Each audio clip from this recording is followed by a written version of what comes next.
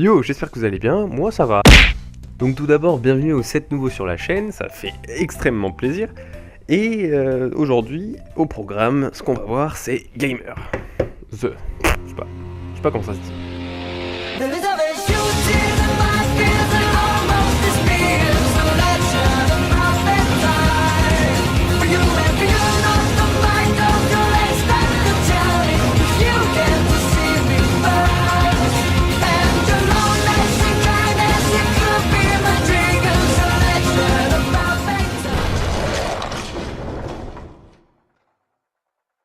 Donc Gamer, c'est un seinen, tranche de vie, comédie, school life et romance, et comme pour un... oh shit, je me suis trompé de texte. Donc en gros, pour faire un résumé efficace, nous suivons les aventures de deux lycéens qui sont tous deux accros aux jeux vidéo. L'un est un garçon renfermé sur lui, joueur solitaire, tandis que l'autre est une fille populaire, adorable, ouverte et respectée de tous. Elle est la présidente d'un club de jeux vidéo et compte bien recruter notre héros dans son groupe.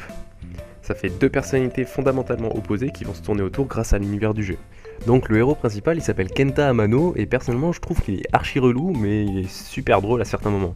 Il a aucune confiance en lui, il loupe des opportunités de malade, se plaint souvent, s'écrase devant les critiques, bref c'est tout ce que j'apprécie pas trop.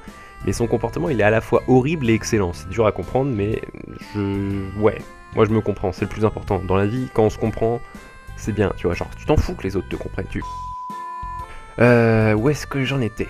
Ouais. Non, en gros, je veux dire que même s'il est insupportable, c'est ce comportement qui fait son charme. Il loupe tellement d'occasions avec tout le monde que ça en devient drôle.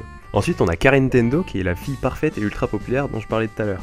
Elle va contre toute attente tomber amoureuse de la personne la moins soupçonnée de l'école, le héros. C'est un personnage intéressant dans le sens où elle fait perpétuellement l'objet de déclarations d'amour, et elle doit alors refuser les avances régulières de ses prétendants. Et tout ça en douceur, parce que c'est pas une pute.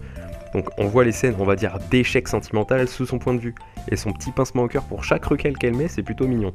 On voit aussi son évolution, dans le sens où la fille parfaite qui se lève pour faire du sport le matin, ses devoirs, aider les autres, etc., voit son comportement chamboulé par son coup de foudre. On va avoir affaire à un personnage attendrissant et déterminé à conquérir Amano avec classe grâce à l'univers des jeux vidéo. Ensuite, pour les personnages secondaires, ils sont pas vraiment intéressants, parce qu'en gros, ils ont plus l'utilité d'apporter des petits plus aux personnages principaux, c'était juste avant, et individuellement parlant, ils servent à que dalle. Ensuite, il y a deux autres personnages, je crois que c'est des personnages qui vont être considérés comme des personnages principaux, ou des personnages importants plutôt, mais j'ai la flemme de parler d'eux parce que pour l'instant ils ont rien fait. Alors scénaristiquement parlant c'est pas super original, mais les situations sont vraiment drôles et les personnages de l'histoire se prennent des gros stops de forain dans la gueule et ça régulièrement. Les relations entre le héros et d'autres personnages se brisent en un instant pour des conneries, on assiste à une multitude de pics envoyés entre personnages, rien de très violent non plus mais bien placé. Il y a plusieurs scènes légèrement embarrassantes mais tout de même dans l'humour donc ça passe. Ensuite, psychologiquement, on peut juste mettre en avant le fait que, ouais, peu importe ton rang social, si je peux dire, il est toujours possible de sympathiser plus ou moins avec des personnes de rang inférieur. Bon, ça a fait un peu film à l'eau de rose, tu dis comme ça et tout, mais ça reste vrai. Pour ce qui en est de la qualité sonore et visuelle de l'œuvre, les OST sont en rapport avec les situations, plus ou moins bien placées, mais après, aucune musique sort du lot. L'ending est sympa, mais sans plus, et j'aime pas trop l'opening qui est trop répétitif, et au niveau de la mélodie, il tape sur le système de ouf.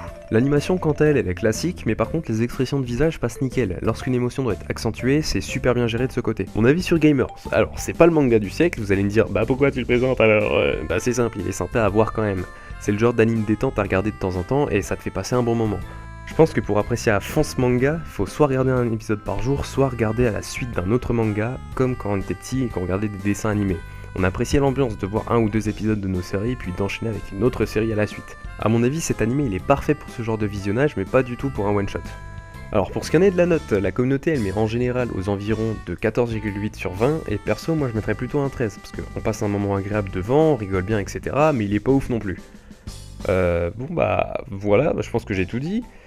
N'hésitez pas à me dire si ça vous a plu, n'hésitez pas à écrire vos ressentis par rapport à cet anime dans les commentaires, et je vous quitte là, donc bye bye et à plus tard.